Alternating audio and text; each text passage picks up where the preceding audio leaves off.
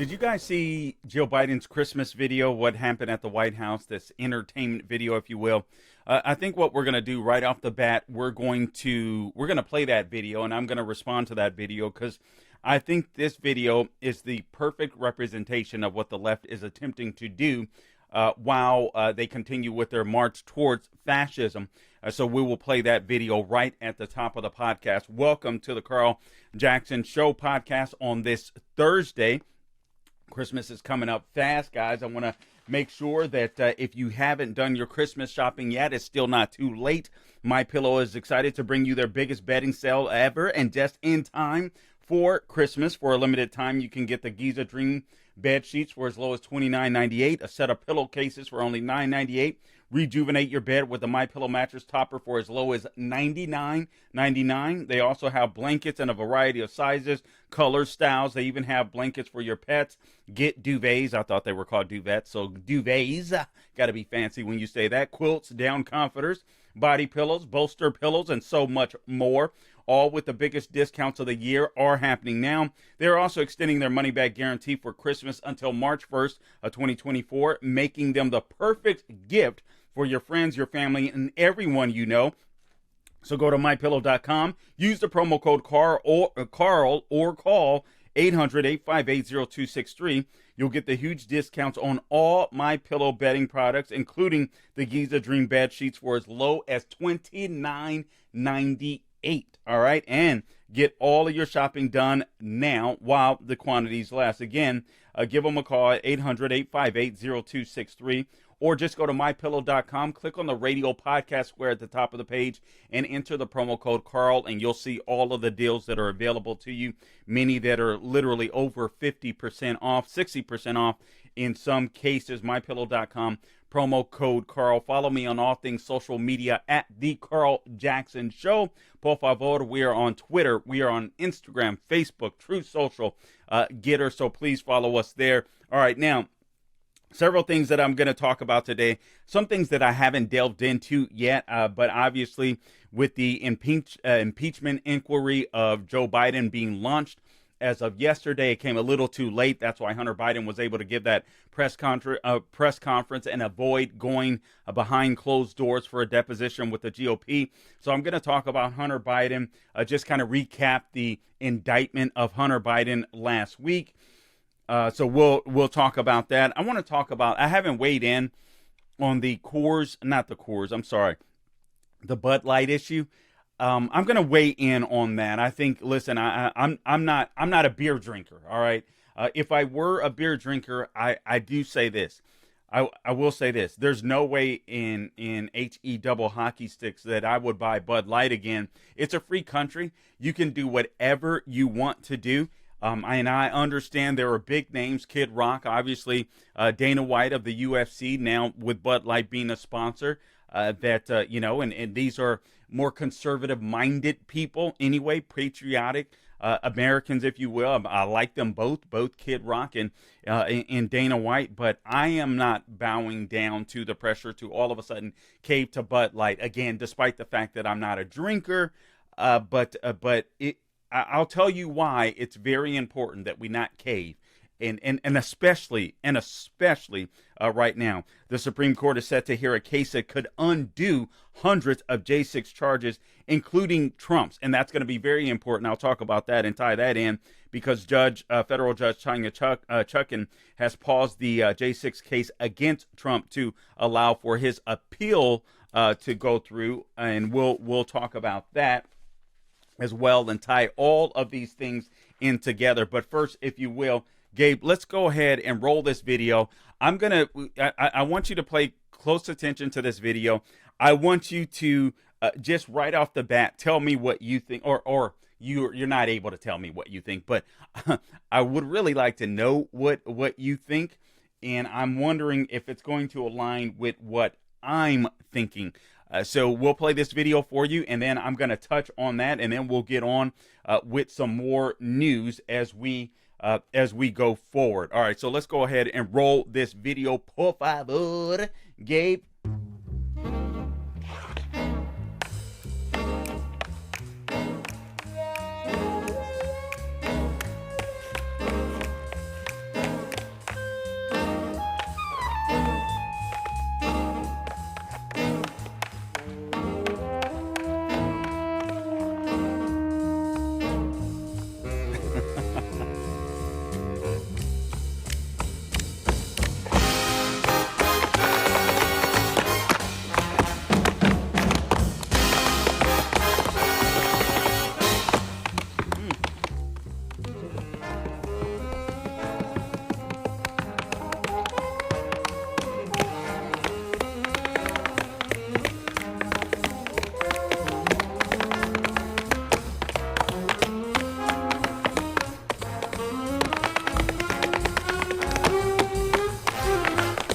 guys really have to watch YouTube in order to see me dancing to this.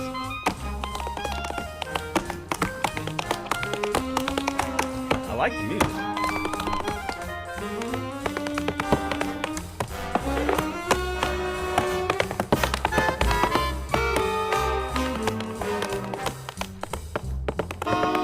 Not over yet.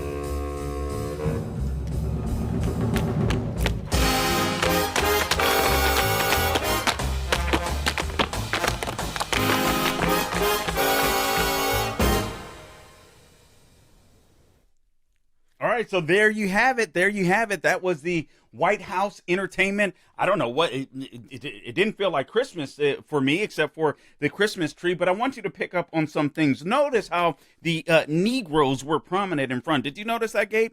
Notice how the Negroes were prominent in front of the video, just as the Biden administration appears to be purging black voters. As we head into the 2024 election cycle. Now, don't get me wrong. I don't think we're going to get 40% of the black vote, but obviously you get a few blacks that walk away from the Democrat Party or just decide not to vote during the 2024 election in swing areas. That can make a difference in the race. Also, I just want to ask you, do you feel entertained? Are you entertained? Are you entertained? Guys, this is who the left is. I want you to understand this. Everything the left does is political theater.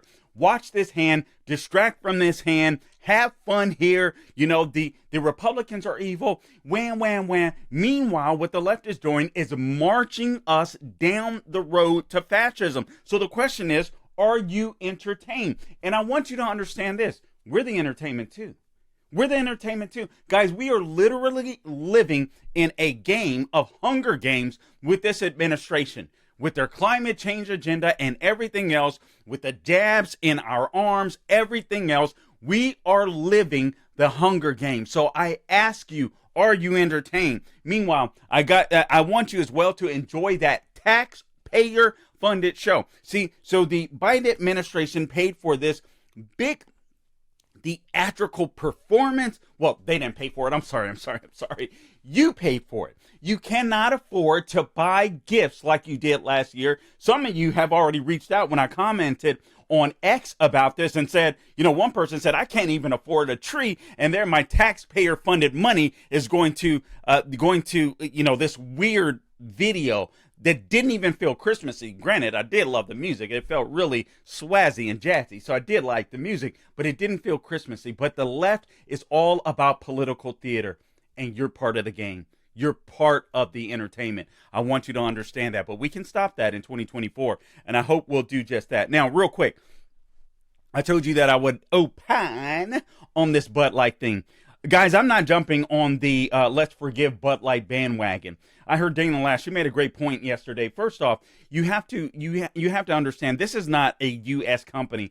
InBev has bought Bud Light. Now, listen, I don't care if you buy foreign products per se, but let's not pretend by buying Bud Light you're patriotic, as Dana White said when he appeared on Tucker Carlson's show, and Tucker Carlson's got his own network now. So I'm thankful. I'm really thankful for that. He is an amazing voice in the freedom movement, I'll say.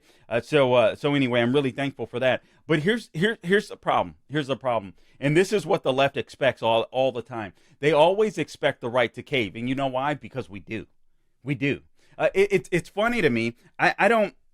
whatever your stance is on the life issue, I just want to use this as an example. The other night, I went to a dinner with buddies of mine, the American adversaries, through a Christmas party, and one of the guests there, I won't mention the name, but he said, he's a big Trump supporter, and he's going for Trump in the primary, but he did say he really likes DeSantis, but he thinks DeSantis is too stringent, too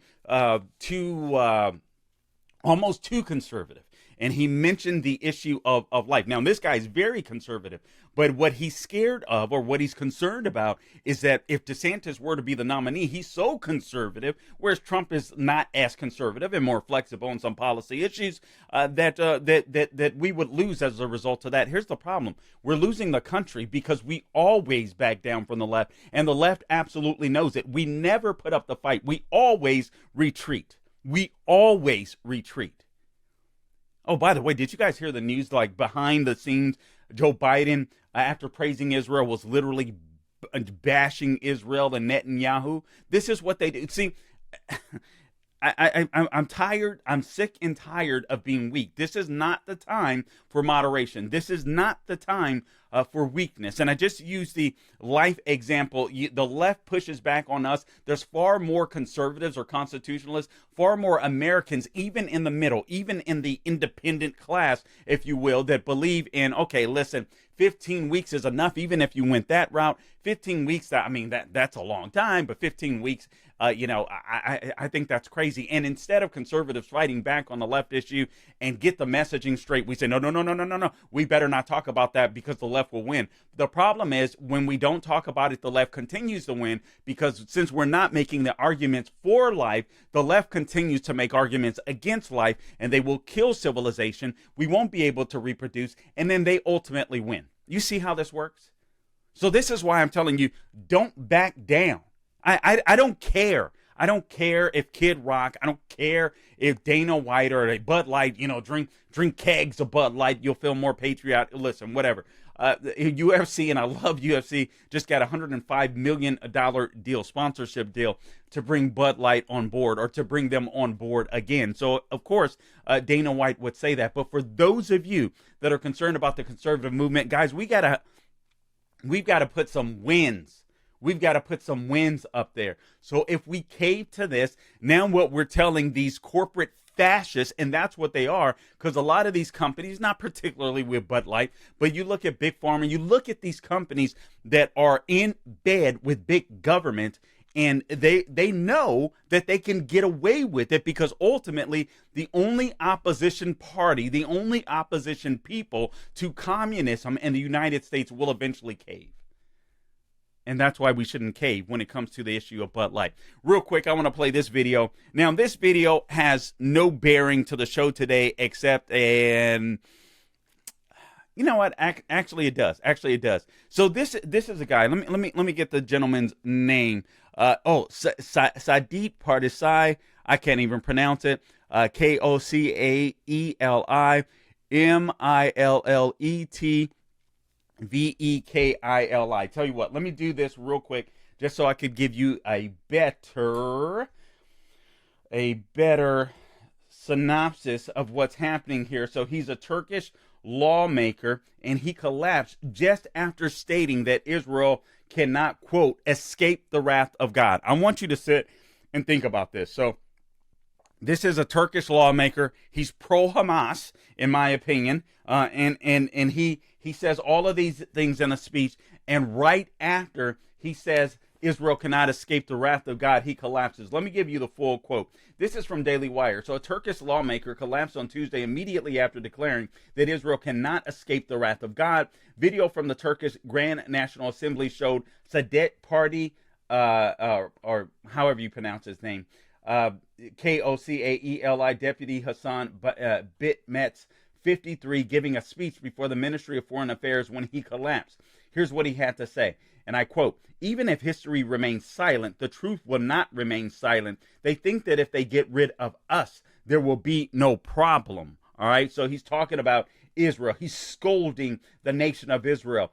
He said, even if you escape the torment of history, speaking to Israel, you will not be able to escape the wrath of God. You got to say it like that. God.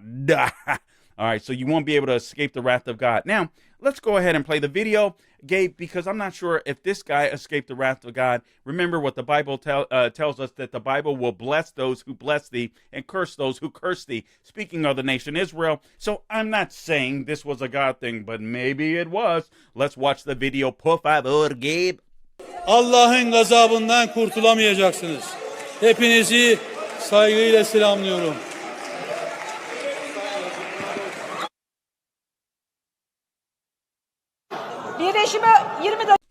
Man, that was quick. I will bless those who bless those, and I will curse those who curse thee who curse thee. I don't know. Anyway, very interesting video.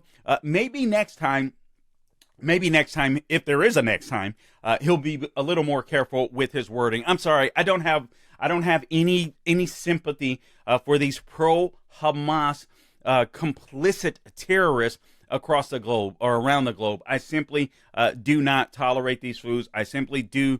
I'm sorry. I'm sorry. So anyway, hopefully, if he is still alive, he'll rethink his words. Maybe God will come to him in a vision of some sort. Before we go to this next video, all right, let me get into some of the major topics of the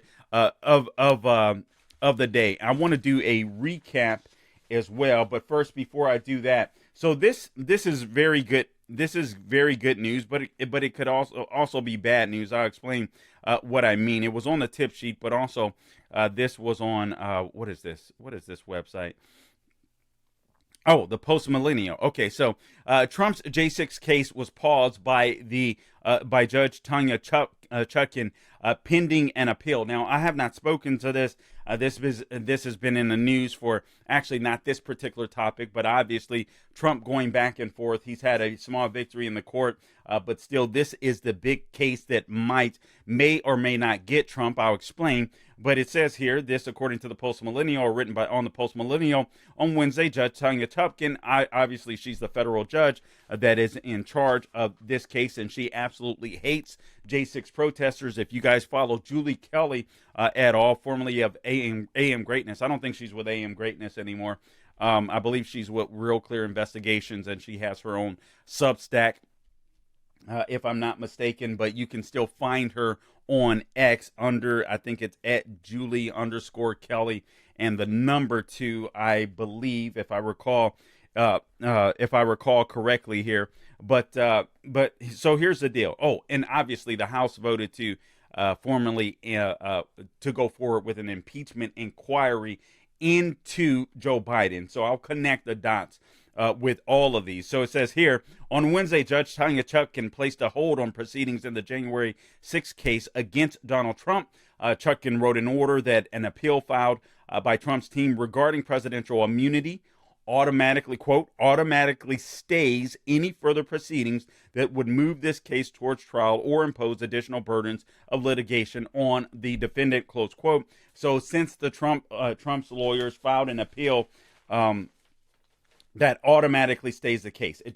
Everything just stops. It halts. All right, just right where they are. Actually, I think there's a better explanation in the tip sheet, a better summary. I want to get to that. I hate reading, but I want to be completely accurate on this. Okay, so it says the federal judge overseeing former President Donald Trump's case involving the 2020 election has agreed to temporarily pause proceedings, that's what a stay is, while Trump appeals a decision over whether he is entitled to broad immunity, all right, from criminal prosecution. In a brief ordered Wednesday, U.S. District Judge Tanya Chutkan largely granted this, according to CBS, by the way, granted Trump's request to halt the proceedings while he pursues his appeal. Chutkan said Trump's appeal to the U.S. Circuit Court of Appeals, or to the U.S. Court of Appeals, for the District of Columbia, so that's D.C. Circuit, means she must automatically stay further proceedings that would move the case toward trial. Chutkan wrote that Trump's move gives the higher court jurisdiction over the case. She noted that if the case is returned to her, so this is a big deal, that it's possible that this case might not be returned to her. I suspect it will be, because it is the District of Columbia, all right, circuit. It is Washington, D.C., All right, and they hate Trump. I think the percentage of Democrats in D.C. I think voting. I believe it's 90 to 95%. It's an insane number. All right. So I don't think he stands a chance in this court, but you never know. You never know. Yeah. I mean, crazier things have happened. So, so the District of Columbia Circuit means that she must automatically stay further proceedings that will move the case towards trial. Chutkan wrote that Trump's move gives the higher court jurisdiction over the case. She noted that if the case is returned to her, she will consider, quote, whether to retain or continue the dates of any still future deadlines and proceedings, including the trial that's scheduled for March 4th. The case would return to her if Trump's immunity claim is ultimately rejected, allowing the prosecution to move forward. Now, you guys know that you have this what's his name? Special counsel Jack Smith that has put in a motion to make sure that this trial against Trump, this J6 trial, is expedited. They want to make sure that this trial, that is the goal, to make sure that this trial happens on March 4th or begins on March 4th. That would be a day before Super Tuesday. I think I accidentally said after Super Tuesday. But the left's goal, I know that Trump is leading Biden in the national polls, but the polls are whack right now. The polls don't mean anything. I'm sorry. I know a lot of conservatives love getting hyped up on polls, but we got hyped up on polls in 2020. We got hyped up on polls in 2022. Some even still non-believers, if you will, got hyped up on polls in 2023, and we got our butts kicked in all of those years. So it's just very hard for these pollsters to be able to poll accurately because so many people have cell phones, so many people don't respond. If you go and look at the internals, even though people like Trafalgar are now doing the polls more accurately with likely voters instead of registered voters, the overwhelming amount of people that are responding to these polls are 65 plus. All right. So you know what I'm saying? You have a larger voter block now in younger people as older people start to die off. Baby boomers start to die off. So anyway, you have to keep that in mind. But let me just switch back real quickly to this post-millennial because it ties it up. So Chutkan wrote in an order that an appeal filed by Trump's team regarding presidential immunity automatically stays any further, blah, blah, blah. All right, so you already heard that. On December 4th, Chutkan denied Trump's motion to dismiss the case. All right, so she's not dismissing this case. She does not want to dismiss this case. This is a lady that Julie Kelly wrote about. I don't think I finished that thought earlier. Julie Kelly wrote that Judge Tanya Chutkan, she would go above and beyond what the prosecutors recommended for jail time when it came to the J6 defendants. Not only did she not have any mercy on them, she wanted more, greater punishment for them, above and beyond what the prosecutors recommended. That's who Tanya Chutkan is. She hates Donald Trump. All right, so you have to keep that in mind. She is just desperate to get after Trump. So Trump has appealed the decision to the D.C. Circuit, while special counsel, this is very important, Jack Smith, requested that the Supreme Court take up the issue. The court agreed to take up the case and fast track the decision. So the Supreme Court is going to take up this issue right away to determine if this case should be dismissed, if this case should go forward, and they're fast tracking it. So if the Supreme Court of the United States were to dismiss this case, obviously this would be a huge win for the former president. Obviously, all right. But here's what the left is. Here's what the left is banking on. They believe that it'll be a huge win for the president if this case is not dismissed, and for them, because they believe that Donald Trump, whether you like it or not, guys, this is just what the left believes. I get so tired of the over emotional conservatives in the movement where you can't say anything regarding about what the left is doing to Trump without, like, dude, shut up, girl pair. I'm sorry. I'm just so tired of that. I didn't realize the conservative movement was so weak and full of weak behind men, but apparently it is. Here's what the left is hoping. They still want to go against Donald Trump. They believe that Donald Trump is their best shot. Now, here's what I think is happening as well. I think the left is going to be looking at the polling. I think the left is going to be looking at other candidates. They're very late in the season, but if they can move Biden out the way, if Trump becomes the nominee, then they figure they can win. They might be able to win with Biden because I'm just going to tell you guys this. We keep talking about polls. Democrats have a system. Remember, I told you before that Democrats literally have a get out the vote effort going on in all of their bureaucratic agencies, right? Some of these welfare type agencies and stuff like that, they make sure that they ask respondents or recipients to go out and vote, to register to vote. He is using the federal government against the constitutional, the conservative, the Republican movement inside of the United States. That's why when I hear conservatives just polls, I'm like, these fools just don't get it. This is about narrative. These polls are so fake. I think the right are trying to create a narrative just as much as the left is right now with the polls. But this case is very, very important. Obviously, the fact that the Supreme Court agreed to fast track it, I guess that would be John Roberts' decision since he is the Chief Justice. I'm not exactly sure. I'm not sure what that means. It could be good. It could be, it could be bad. Quite frankly, I mean, so the goal is, again, if this thing is fast tracked, if this trial does proceed, obviously the left is going to use this as a cudgel against Donald Trump if he becomes the nominee all the way leading up to the election. That's just the way that it is. I do believe that the left, listen, nobody wants to think about this. Nobody wants to contemplate this, but I do believe the left is going to try to put Donald Trump in jail. Yeah, I'll vote for Donald Trump if he's behind bars. Yeah, you will. But will a bunch of liberals or will a bunch of moderates, that are like, I don't want the drama, will they? That is the question. And it's surprising to me that conservatives don't have the cojones to ask that question, but that is what it is. All right, Now, here's what I want to do. Let me recap the Hunter Biden drama, and then I want to play this video for you, and I want to talk to you about another case that the Supreme Court could hear that could actually undo, all right, the January 6th charges, including Trump's. So this could be a good thing. But first, let me just give you, actually, let's play the video. Let's go ahead and play the video, Gabe. I want you to understand this. Before we play the video, I want you to understand what's going on and the mistake that Hunter Biden is making. Hunter Biden in this video thinks that he still holds the cards. He thinks that Joe Biden still holds the cards.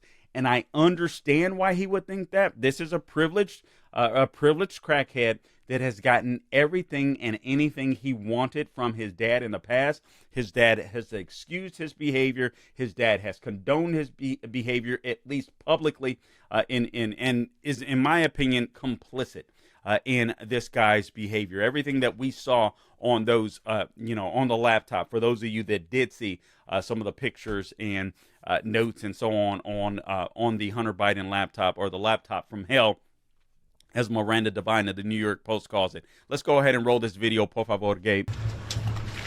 For 6 years, I've been the target of the unrelenting Trump attack machine, shouting, "Where's Hunter?" Well, here's my answer. I am here. Let me state as clearly as I can. My father was not financially involved in my business, not as a practicing lawyer, not as a board member of Burisma, not in my partnership with a Chinese private businessman, not in my investments at home nor abroad, and certainly not as an artist. During my battle with addiction, my parents were there for me. They literally saved my life. They helped me in ways that I will never be able to repay. And of course, they would never expect me to. Got him rich. Made him rich. And in the depths of my addiction, 10% I was for the big guy. extremely irresponsible with my finances. But to suggest that is grounds for an impeachment inquiry is beyond the absurd. All right. So that's Hunter Biden thinking that he still holds all the cards. Guys, he no longer holds all the cards.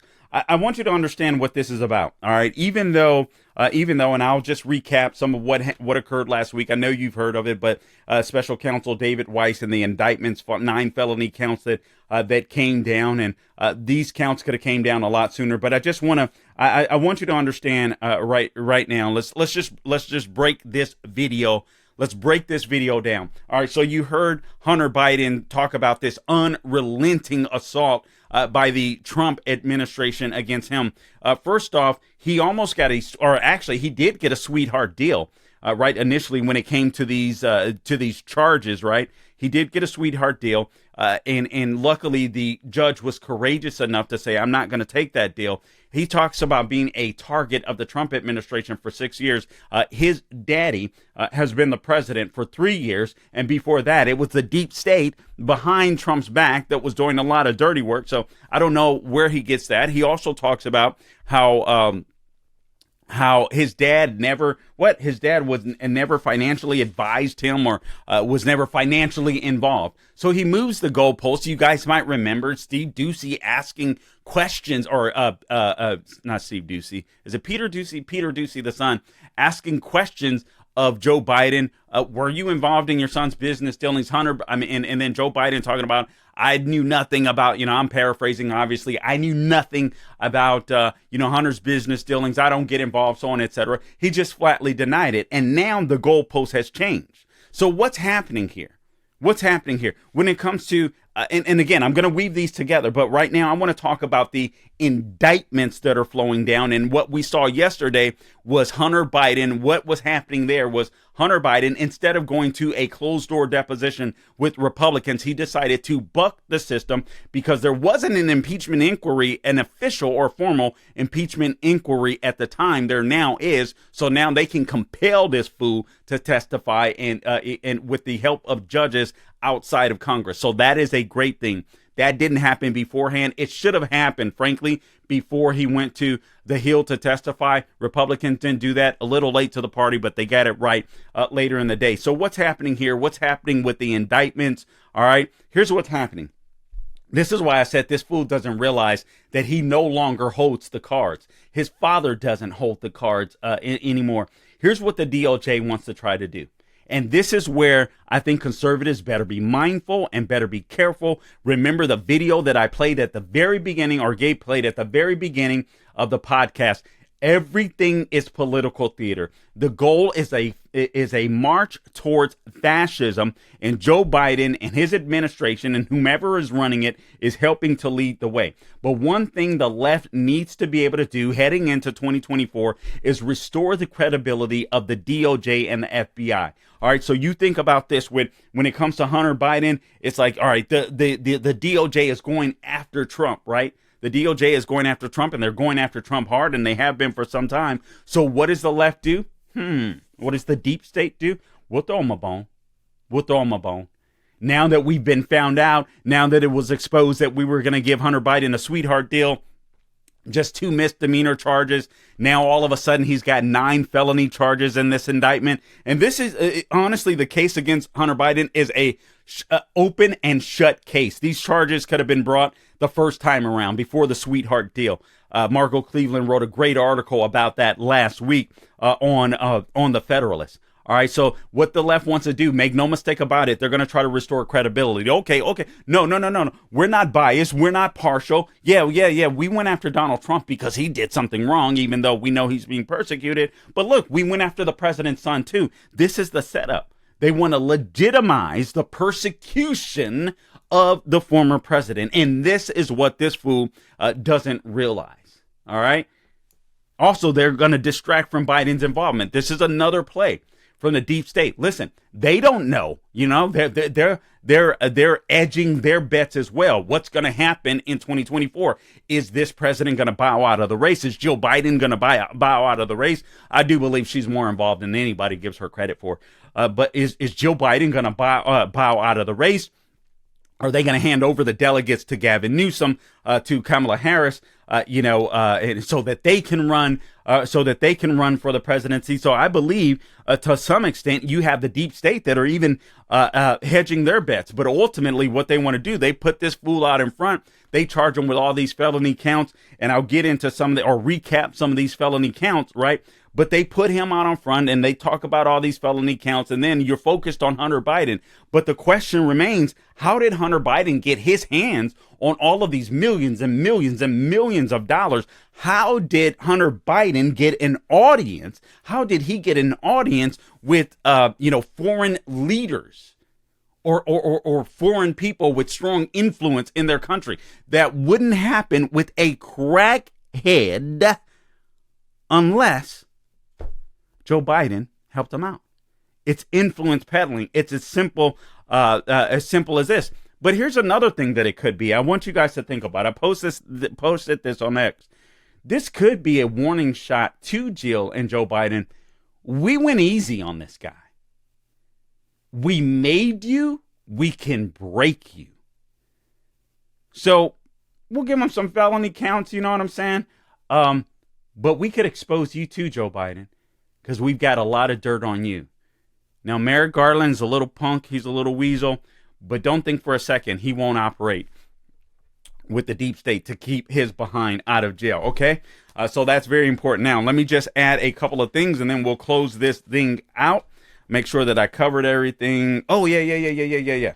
All right, so the House votes for this impeachment inquiry. Again, I was reading a post from CBS basically earlier. Let me make sure that I get this correctly, because it gives them certain powers that are really important. It gives them a little more teeth when it comes to this case, more enforcement power. So this, according to CBS News, the House has voted to, let me see. Where is it? I want to make sure that I mention specifically what this thing can do.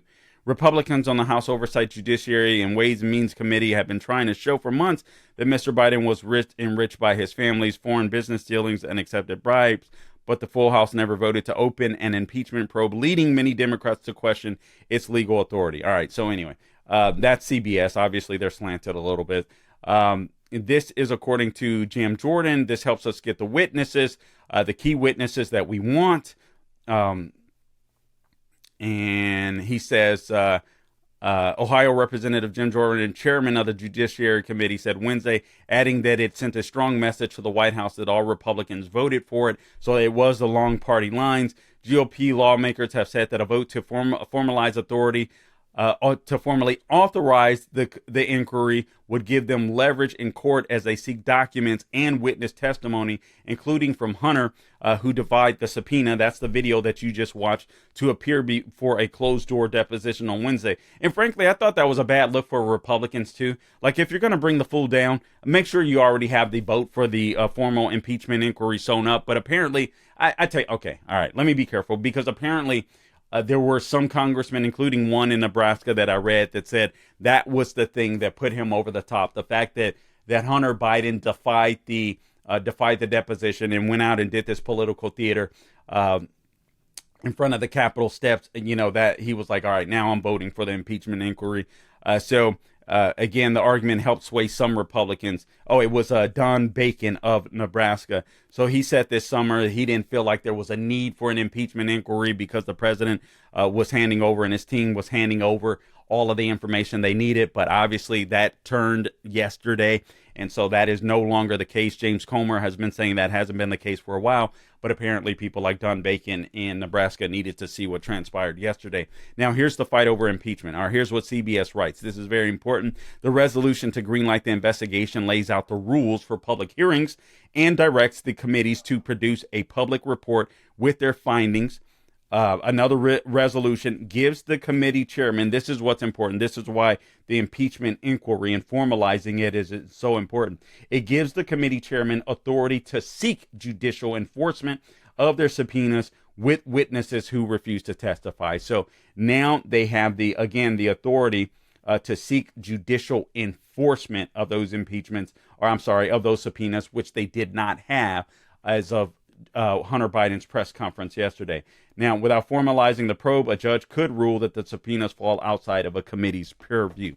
All right, so that's very important. So now they have that authority. They can get more stuff now that they have this authority, and also they have judicial enforcement. Guys, listen, I'm not under any illusion that Joe Biden will be impeached at this point. I hope that he would, but I just don't think the Republicans have the courage to do this. What I think this is what I would call a drip, drip, drip campaign. They get more evidence. They can leak it out into the ether as voters go to the polls to make up their mind in 2024, and it'll put the Democrat Party in a precarious position, right?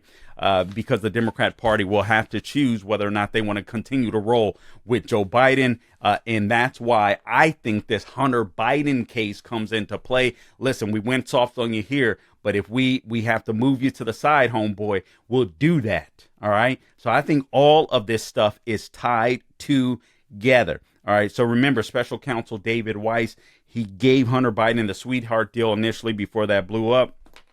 A week ago, the news broke that Hunter Biden had been charged in a 9-count indictment on multiple tax offenses. This included 3 felonies. Specifically, Weiss charged the president's son, or Hunter, with, and this is according to the Federalist, willfully failing to pay his federal income taxes in 2016, 2017, 2018, 2019, willfully failing to file income tax returns in 2017 and 2018, 3, willfully filing in 2018 a false 1040 personal tax return, and for a false corporate tax return for a Wasco PC, while declaring, quote, under the penalties of perjury, close quote, that both tax returns were true and correct. The indictment further charged Hunter Biden with willfully attempting to evade paying income tax in 2018 by, among other things, signing a false income tax return, underreporting income, and reporting false business expenses on a Wasco PC tax return. Guys, I'm not a fan of the IRS. I'm not a fan of federal income taxes. Frankly, for me, the issue is, how did this fool get his hand on the money? But I understand that's what our system is. Number 6, in total, the indictment charged Hunter Biden with failing to pay well over $1 million of taxes owed to the federal government. The indictment further alleged that rather than cover his tax bill or pay his fair share, as his father would say, Margot Cleveland of the Federalist writes, Hunter Biden over the same time period blew nearly $5 million on extravagant lifestyle. Guys, this guy isn't a believer. I don't expect him to act like one. I expect him to act like a crackhead, and that's exactly what he did with all of his money. From 2016 to 2017, this is what the indictment includes. From 2016 to 2019, in various categories, including ATM cash withdrawals of $1.6 million. Gabe, don't you wish you had that in the bank to withdraw $1.6 million? Payments to various women of $212 to man. Clothing of nearly $400,000, another $300,000 plus going to tuition for his adult daughter. Then there was $200,000 that was spent on adult entertainment. Really? So I would think that the $200,000 on adult entertainment and various women go hand in hand, and then another $50,000 more used for the other entertainment, such as sports or what have you. Also, he put a little aside in a Roth IRA, but nothing from this lengthy indictment is new.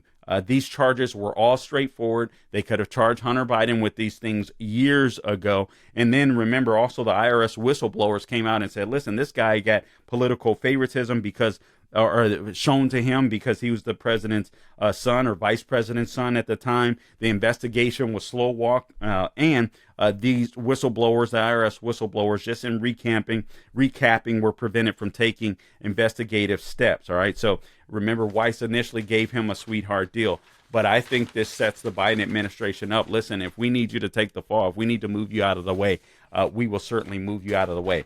Last piece that I want to share with you, and I actually should have shared it right after I shared you the story about Tanya Chutkan, but this is very, very, very important, and it's short.